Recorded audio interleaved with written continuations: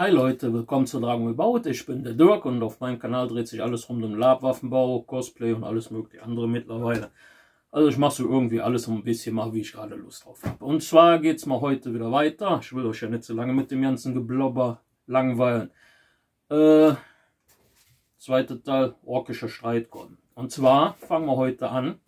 Und wir das Ganze jetzt erstmal in Schwarz pinseln und anschließend dann in den passenden Farben. Ich werde da mal was Neues ausprobieren, also was die Verranzzeit angeht, kann man dazu sagen. Naja, wie gesagt, hatte ich im ersten Teil, glaube ich, schon erwähnt, dass ich mal wegen der Sache mit dem Buch, wo ich diesen Ledereffekt mitgemacht habe, will ich mal probieren, ob das auch bei Metall funktioniert, ob das vielleicht aussieht. Wie gesagt, beim Ork-Streitkolben kann man nicht viel falsch machen, die sehen sowieso verranzt aus, also von daher. Dann hoffe ich mal, das ganze Thema gefällt euch. Abonnieren und so, lassen wir mal alles sein. Kennt das Ganze ja schon, habe ich ja schon oft hier noch erwähnt. So, dann hoffe ich mal, das ganze Thema gefällt euch. Bleibt dran. Wir sehen uns. Okay, dann fangen wir mal an. Damit ich mir hier nicht alles voll sau, habe ich mal ein altes Stück Zeitungspapier genommen. Wie gesagt, und guckt auch immer, dass ihr Sachen anzieht, die ihr versauen könnt. Ja? Ihr merkt euch ja meistens immer dieselben Sachen an. Das liegt daran, da kann man nicht mehr viel dran versauen. Das ist schon versaut.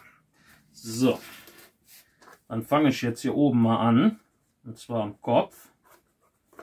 Ich werde jetzt aber auch nicht komplett alles euch zeigen.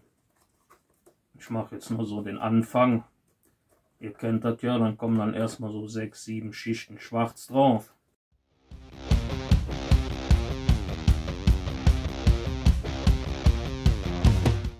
Schwarz ist jetzt drauf. Ich glaube so 6 oder 7 Schichten. Ja. Jetzt habe ich schon mal angefangen. Am Kopf habe ich schon mal so ein bisschen mit Silber gemacht, noch nicht so ganz. Ich will euch da nicht wieder mit zu Tode langweilen. Zwar mache ich nur noch so die letzten paar Teile. Dann zeige ich euch mal, wie ich das mache. Und zwar bin ich hingegangen. Ups. Wieder kein Platz, wie immer, aber ihr kennt das ja schon. So, bin ich hingegangen, habe erstmal hier quasi so in der Mitte getupft und dann die einzelnen Zinken. Das mache ich jetzt einfach mal. Wie gesagt, ist jetzt kein Riesenakt. Wollte euch jetzt nicht zu Tode langweilen, indem ich dann hier komplett alle mache. Die sind noch nicht trocken, das habe ich dann schon mal vorher kurz gemacht. Ist halt nur, damit ihr ein bisschen seht, wie das geht. Nicht wundern, wenn ich immer den Finger so ein bisschen abwinkle. Ich habe immer so ein bisschen Angst, dass ich dann da irgendwo dran komme und dann immer das Latex an den Finger kleben habe. Und wenn ihr das dann nachher habt, kann das passieren, dass ihr das dann irgendwo dann dranhängen habt und das sieht dann immer ziemlich kacke aus.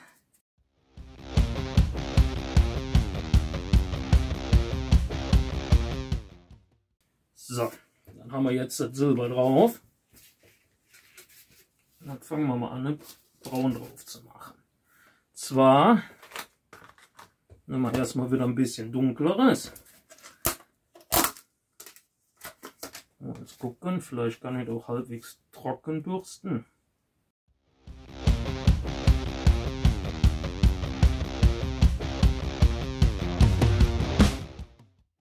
Das sieht doch schon ganz gut aus. Das ist auch relativ schnell getrocknet.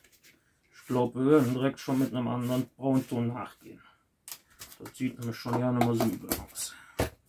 So, erstmal kurz auf Seite legen. Dann brauchen wir nämlich noch 1, 2 Schwämme. Dann machen sie kurz. So, das dunkelbraun auf Seite. Dann nehmen wir ein bisschen helleres. Vorher wieder ein bisschen die Finger weg, alles runterknibbeln hier. Wie gesagt, das ist immer ein bisschen blöd, wenn ihr das dann nachher dran habt.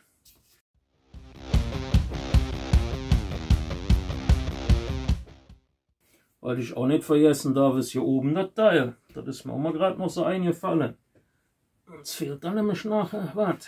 Das sieht natürlich dann nicht so toll aus. Aber jetzt machen wir erstmal hier unten.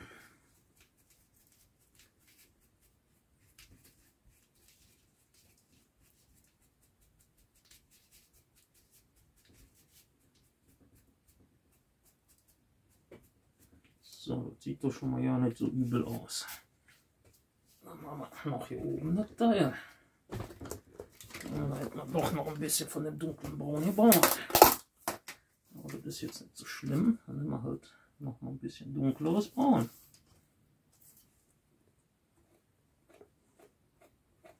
Muss ich natürlich aufpassen, dass ich mir hier nicht alles komplett versaue.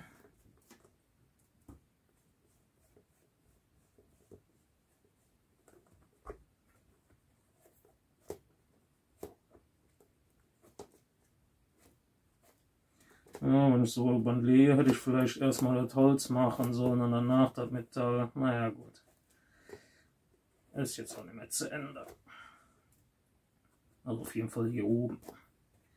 Man kommt ein bisschen blöd dran. Es geht, aber ist jetzt nicht so das Optimale.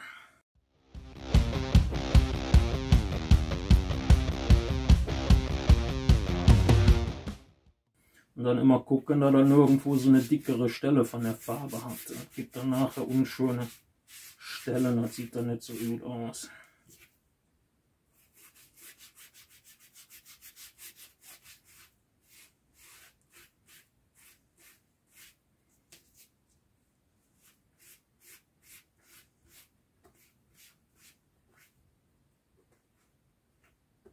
So, ein bisschen hier oben gesaut.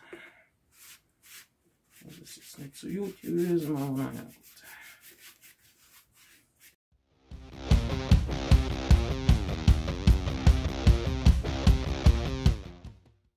Ich glaube, das normale Silber brauchen wir jetzt erstmal nicht mehr. Ein paar Stellen gehe ich hier noch drüber. Seht ihr hier, das hier Fisse? Das ist halt, wenn er das an den Finger hat. Das ist dann immer gucken, dass er das runter macht. Das sieht dann nachher nicht so hübsch aus.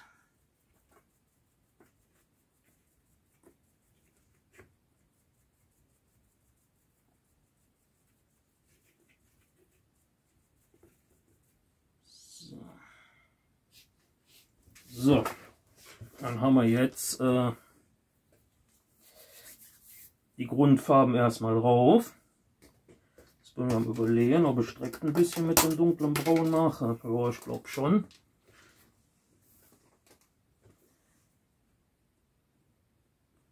Gehe ich jetzt ein bisschen über die Kanten überall.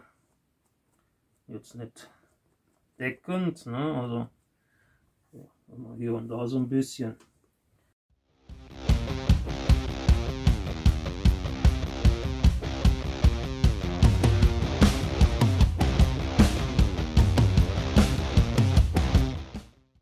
Wie gesagt, kann man dann noch verschiedene Brauntöne nehmen, aber ich nehme in dem Fall jetzt nur so einen dunkleren Braunton. Das reicht. Man kann auch noch ein bisschen helleren nehmen oder halt rötlichen. Ja, also das liegt dann an euch, was euch halt rostmäßig von der Farbe am besten gefällt. Wir können auch wesentlich mehr Rost drauf machen oder halt weniger. Das liegt dann an euch. So, jetzt haben wir das soweit schon mal fertig. Jetzt lassen wir das Ganze erstmal was trocknen. Dann machen wir mal weiter an dem Ganzen. Ne? Dann haben wir jetzt erstmal ein bisschen schwarz. Ein bisschen dünneren Schwamm. Wie gesagt, könnt ihr verdünnen und dann mit dem Pinsel, aber ich mache das jetzt relativ dünn. Immer ein bisschen abtupfen. Das Holz jetzt so ein bisschen nachdunkeln. Dass es nicht ganz so hell aussieht.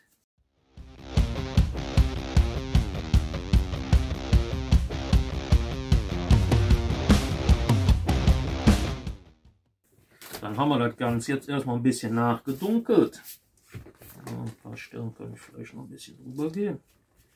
Und hier noch so ein wenig. So. Dann haben wir jetzt schon mal was nachgedunkelt. Dann gehen wir jetzt hin. Das Ganze soll ja noch ein bisschen metallisch aussehen. Dann machen wir wieder so ein bisschen Silber.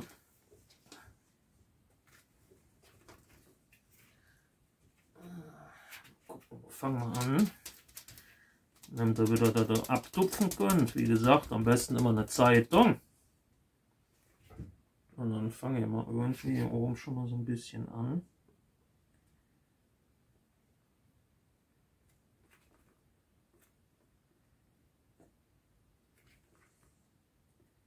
Wirklich immer nur so an ein paar Stellen. Ja.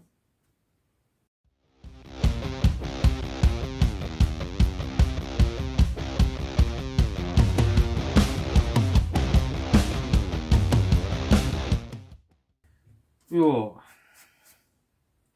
ich glaube, Leute, das Ding wird richtig gut.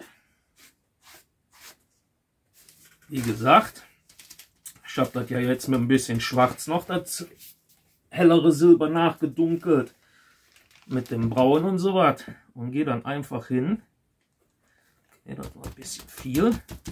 Ich muss gucken, dass ihr nicht so viel Silber dran habt. Sieht das nämlich auch nicht so toll aus. Und durch das halt an den dunkleren Stellen einfach nur so ein bisschen drüber tupfen. Ja. Einfach so ein bisschen tupfen. Wie gesagt, guckt, dass nicht so viel am Schwamm drauf ist. Lieber dann noch ein paar Mal nachtupfen.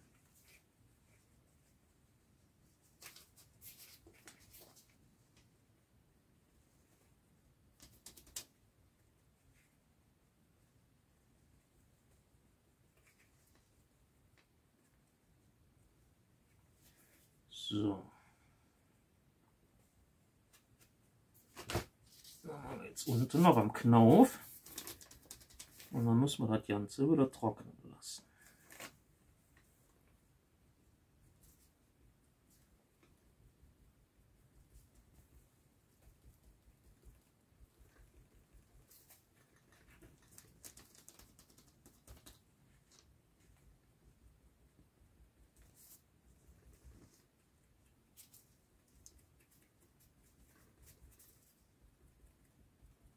Gehe jetzt einmal ein bisschen drüber und dann gehe ich hier noch so über diese scharfen Kanten noch so mal leicht drüber.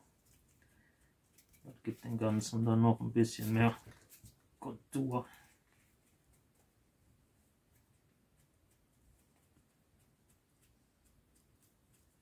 Wirklich nur so ganz dünn drüber, dass ihr seht, dass die Kante ein bisschen heller wird. Müsst auch nicht jetzt komplett überall rundherum machen, also so wie ihr meint. Wie gesagt, das ist dann immer jedem selber überlassen, wie hell oder wie dunkel das halt mag. Also Leute, ich bin jetzt hingegangen, habe schon mal den Topcoat drauf gemacht. Damit wollte ich euch nicht schon wieder langweilen. Ich habe da den matten genommen. Ne? Weiß gar nicht, ob ich den hier rumstehen habe. Ne, hier unten habe ich nur den glänzenden. Naja, egal. Auf jeden Fall ist schon mal der Topcoat drauf. Da habe ich den matten halt für genommen. Und dann fangen wir jetzt mal an.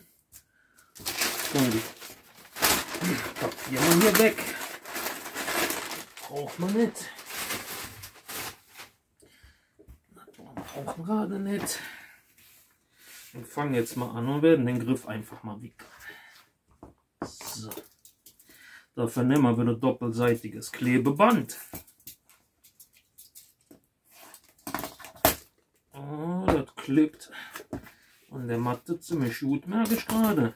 Da muss ich jetzt ein bisschen aufpassen.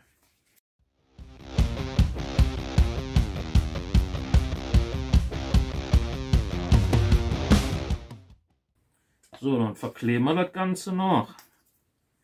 Dafür nehme ich 2 Komponenten. Naja, ne, das ist kein 2 Komponenten, das sind alles Kleber. Entschuldigung, Leute. Können wir natürlich auch ganz normal den Pattex nehmen.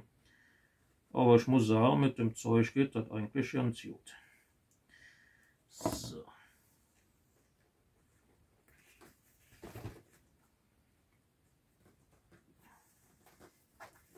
Ich mache dann immer nur so bis so ein Stück, dann kann man das nämlich noch schön festziehen. Und wenn ihr das dann festgezogen habt, macht er dann einfach den Rest. So.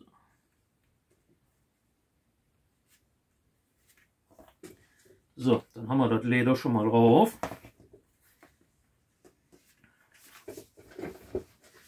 Dann nehmen wir uns einen kleinen Schwamm. Ja, Den nehmen wir ein Stück. Dann habe ich hier wieder Antik-Finish in Schwarz, weil das ja für den Orgel ein bisschen dunkler werden soll. Oh, das Schwarz ist ziemlich dünnflüssig, mag ich. Das ist nicht schlimm. Und dann gehe ich über das Ganze mit dem Schwarz drüber.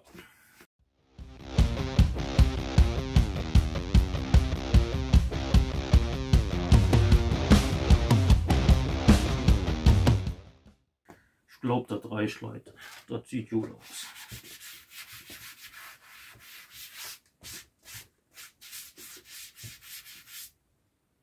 Das Ganze lassen wir noch ein bisschen trocknen.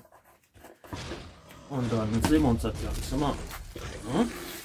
Ja, Leute, es ist verbracht. Das ganze Ding ist fertig. Ist ein ganz schöner Trümmer geworden. So sieht das Ganze dann aus. Ich hoffe, das kann man so gut erkennen. Ich glaube, ich mache nachher noch eine kurze Nahaufnahme von dem Ganzen, dass man ein bisschen mehr die Details sieht. So, dann würde ich mal sagen, das Projekt ist mal wieder vorbei. Der Streitkolben, ich denke mal, der ist ganz okay geworden. Hat mal lange nichts mehr für einen Ork gebaut, also bin recht zufrieden mit. Dann hoffe ich mal, das Ganze hat euch gefallen. Dann sehen wir uns bei einem meiner nächsten Projekte. Wir sehen uns.